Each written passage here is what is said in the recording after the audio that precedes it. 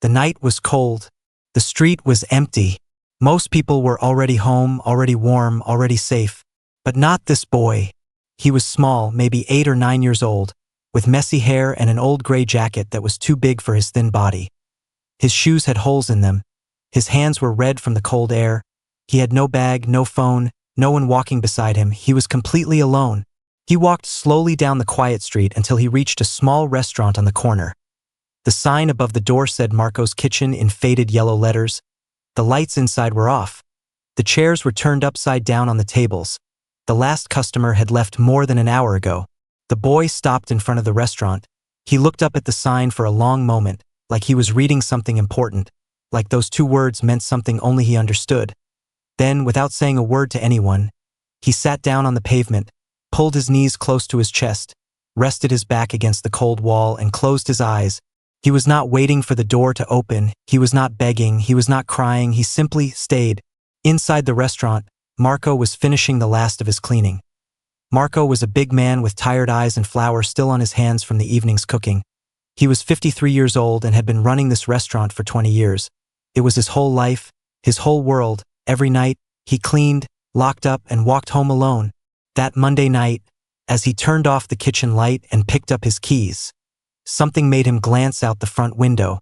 He saw the boy. Marco stopped. He leaned a little closer to the glass, a child, sitting on the ground outside his restaurant. Alone at this hour, in this cold, Marco stood there for almost a minute, just watching. Then he told himself someone was coming, a parent, a neighbor, someone. He waited a little longer. Nobody came. Marco unlocked the front door and stepped outside. The cold air hit his face immediately. He looked down at the boy. "Hey," he said softly. "Are you okay? Where's your family?" The boy opened his eyes and looked up at Marco with a calm, quiet face. Not scared, not angry, just calm. "I am okay," the boy said simply. "I will go before morning." Marco did not know what to say. He stood there for a moment, then went back inside, made a small plate of bread and warm soup, and brought it out. The boy accepted it with both hands and said, "Thank you," in a voice so polite it almost hurt to hear. Marco went home that night with a strange feeling in his chest. The next night, the boy was there again. Same spot, same position, knees to his chest, back against the wall, eyes looking up at the sign. Marco told himself it was not his responsibility. He had his own problems, his own sadness, his own empty house to go back to. But he brought food again anyway. Wednesday, the boy was there. Thursday, the boy was there. Friday, Saturday, Sunday, every single night. Marco began to watch for him. He noticed the boy always arrived at exactly the same time. Just after 9:45, always after the last customer left, always quiet, never asking for anything, never making trouble. He would sit, look up at the sign, sometimes close his eyes, sometimes just stare at nothing, and before the sun came up, he would be gone. The other people on the street passed by without looking. The world moves fast and people look away. But Marco could not look away.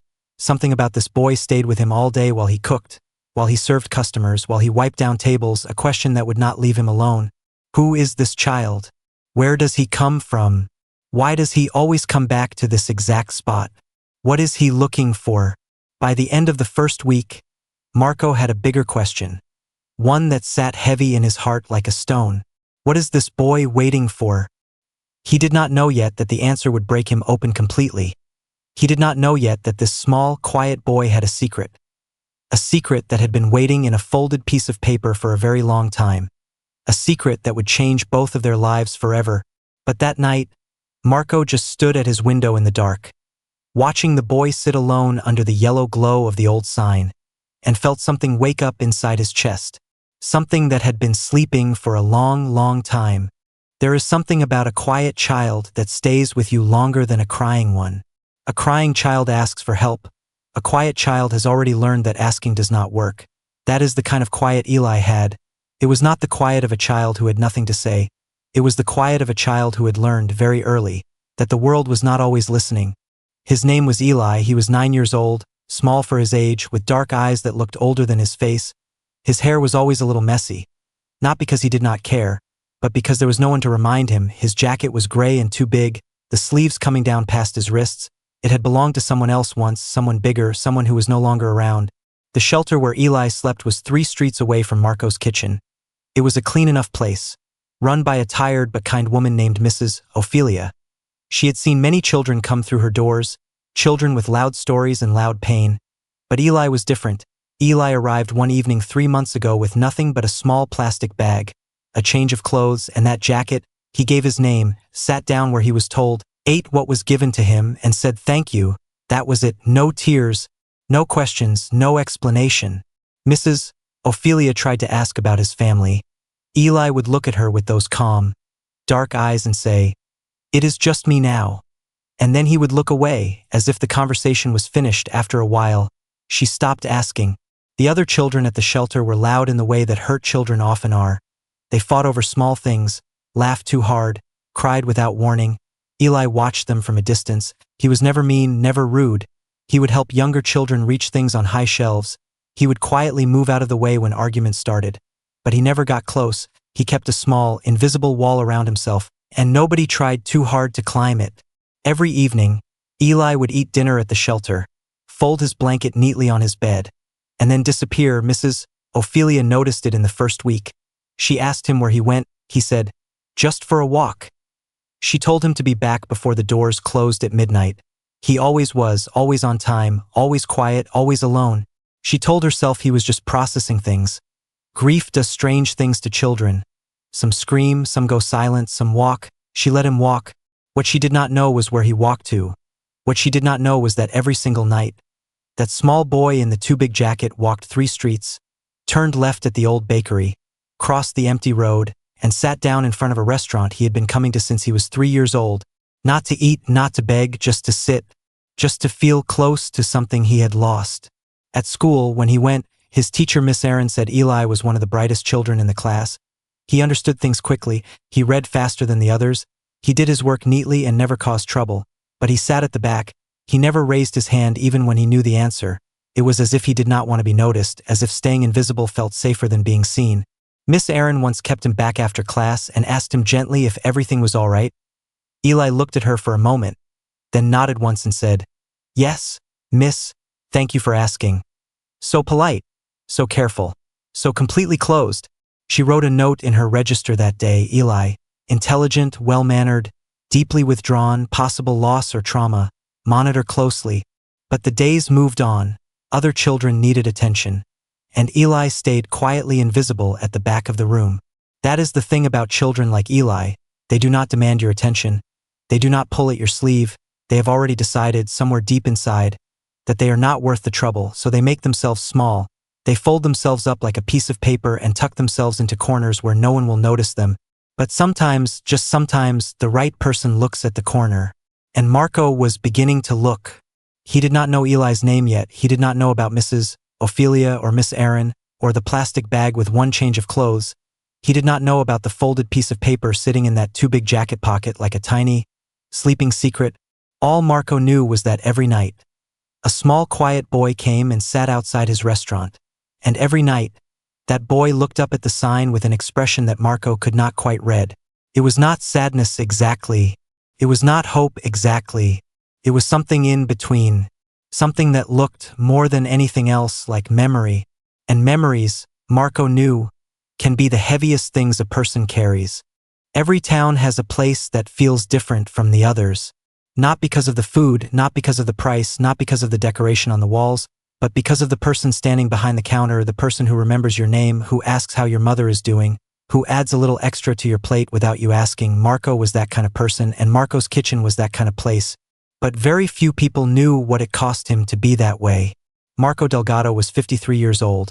His hair had gone mostly gray in the last 4 years. His hands were big and rough from decades of cooking, cutting, lifting, and cleaning.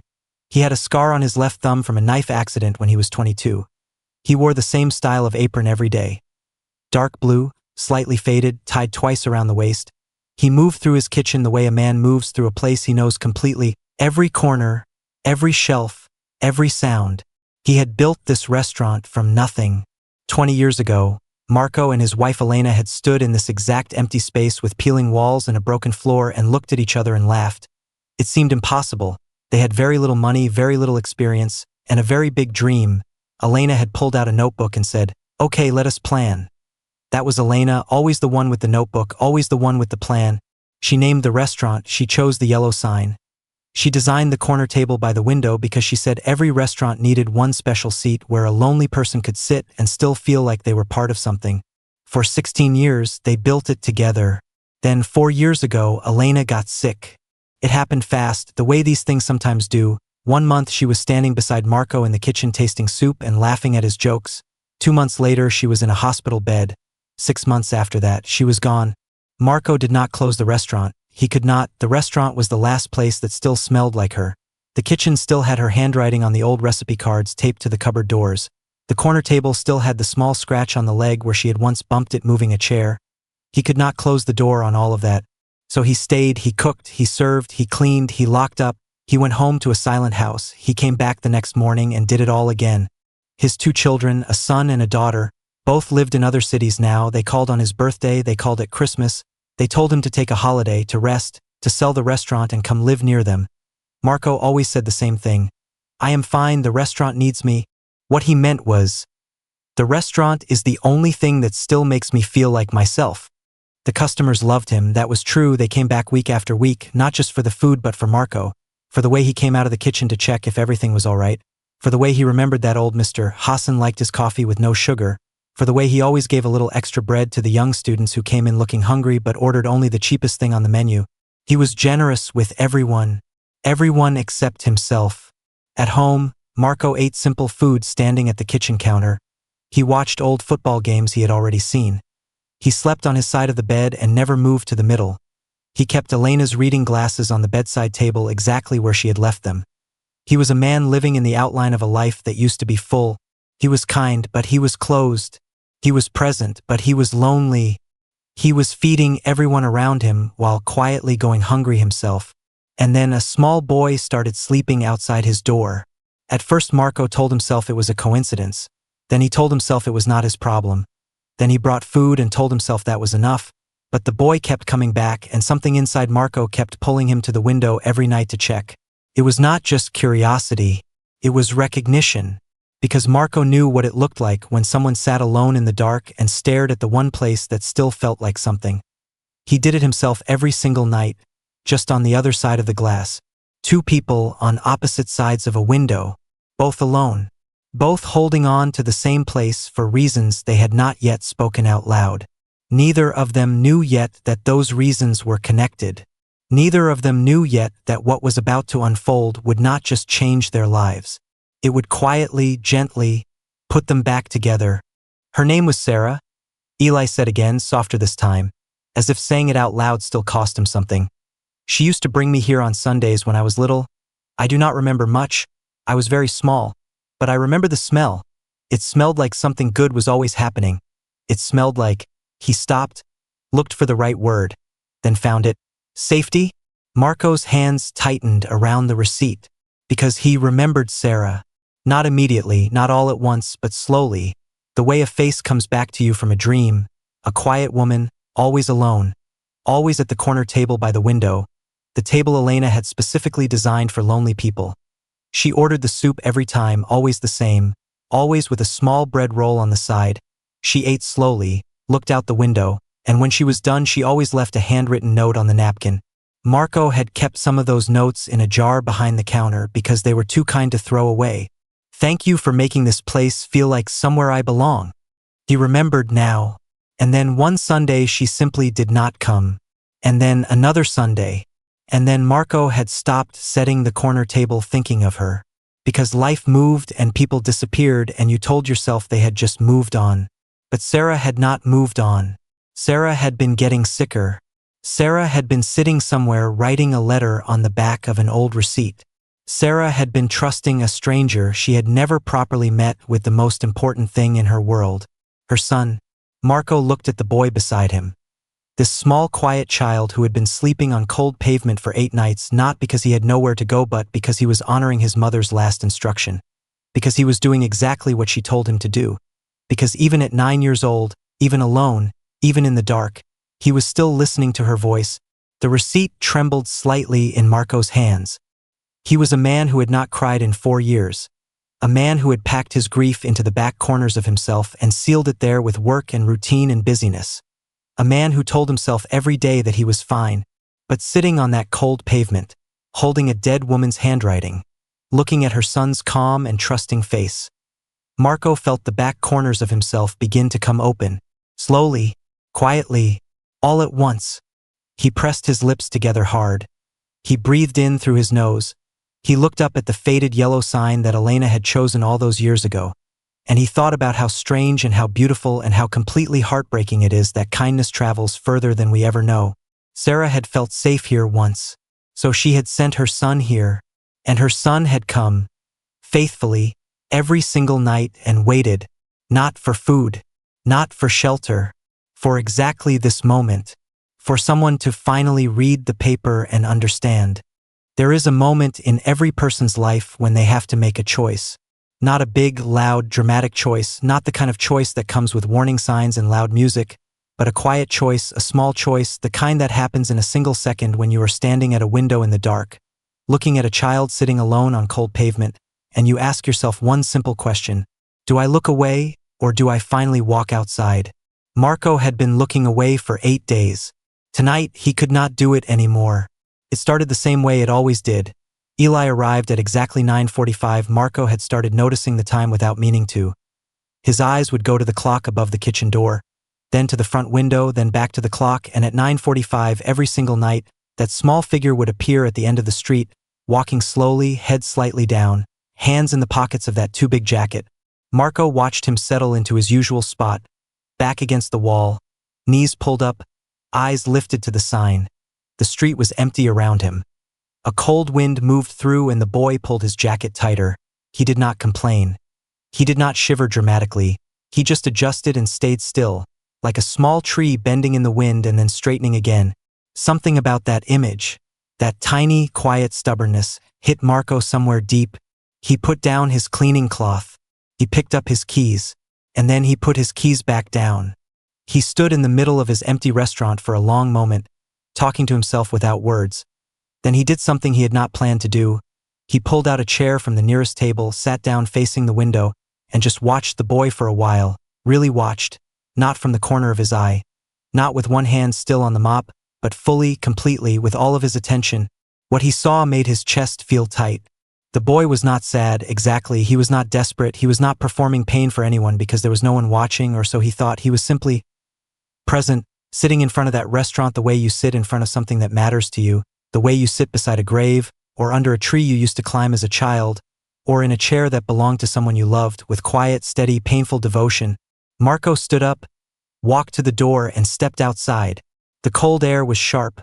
Marco pulled the door closed behind him and stood on the pavement for a moment. The boy looked up immediately. His eyes were calm, not startled, as if some part of him had been expecting this, as if some part of him had been waiting for exactly this moment. Marco walked over slowly and sat down on the pavement beside him, not above him, not standing over him with arms crossed, not looking down at him the way adults so often look at children.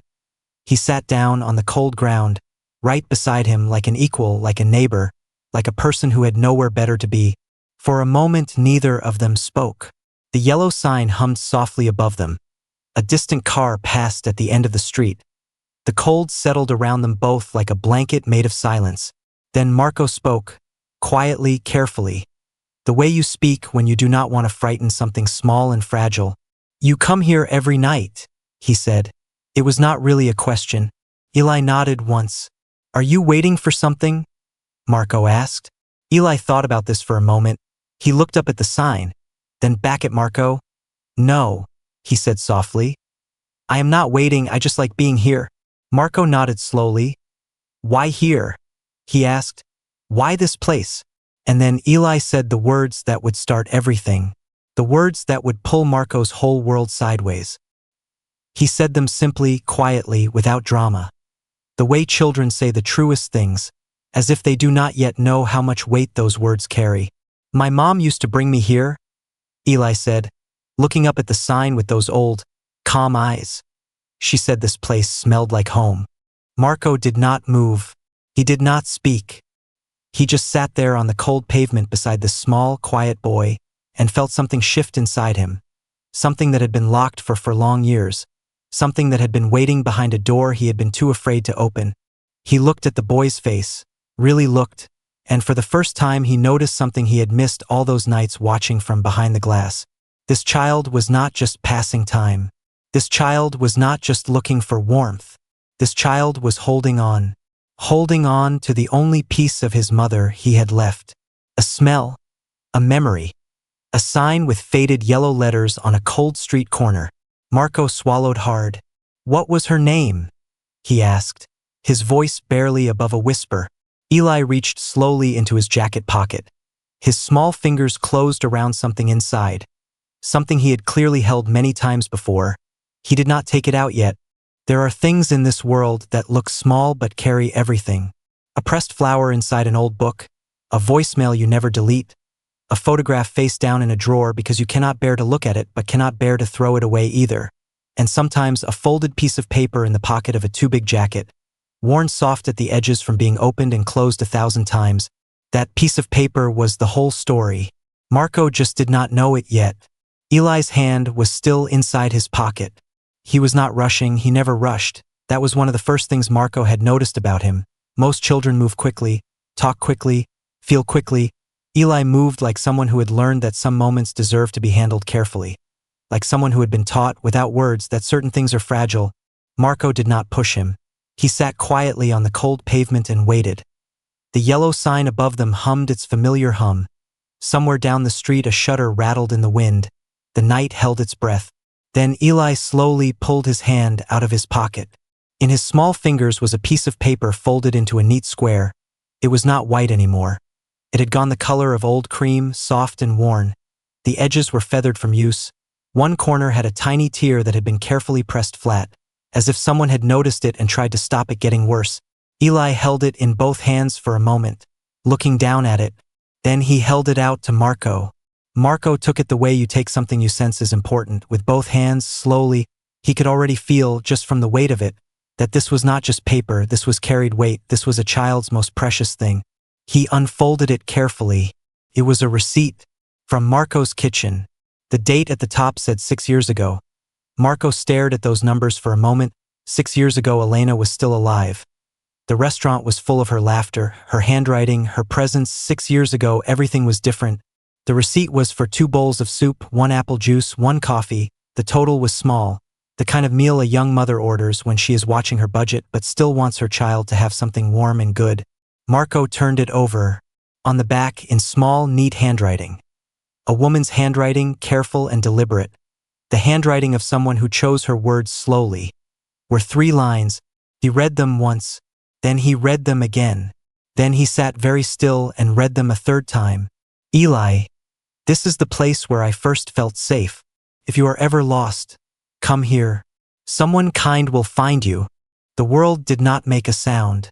Marco sat on that cold pavement with a worn receipt in his shaking hands and felt something happen inside his chest that he had no word for. It was not sadness exactly. Though there was sadness in it, it was not love exactly. Though there was love in it too, it was the feeling of suddenly understanding something that has been right in front of you all along. The feeling of a puzzle piece finally, quietly clicking into place. He looked at Eli. The boy was watching him with those calm, steady eyes, not anxious, not hopeful, just watching, the way a child watches an adult when they are trying to read whether the adult can be trusted with something important.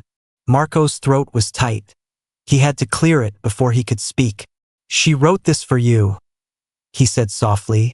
It was barely a question. Eli nodded. Before she went to the hospital the last time, he said. She folded it and put it in my jacket pocket. She said keep it safe.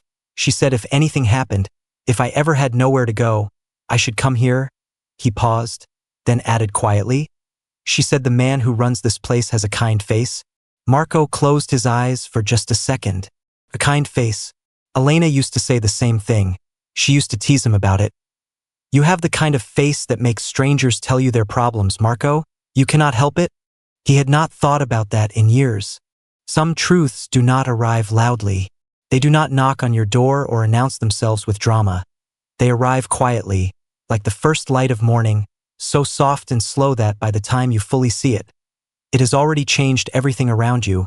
You look up and realize the darkness is gone, and you do not even know exactly when it left. That is how the truth arrived for Marco that night. Slowly, softly, and then all at once. He was still holding the receipt. His hands had stopped shaking, but his chest had not. He looked at the date one more time, 6 years ago, and then he folded the paper back along its worn lines, as carefully as he could, and held it out to Eli. The boy took it with both hands and slipped it back into his pocket without a word. The way you return something sacred to the place where it belongs. Marco stood up slowly, his knees aching from the cold pavement. He looked down at Eli for a moment, then said quietly, "Come inside." It was not a question, it was not a command. It was the voice of a man who had just made a decision without fully knowing it. The way the most important decisions are always made. Eli looked up at him, studied his face for just a second, then uncurled himself from the ground and stood up.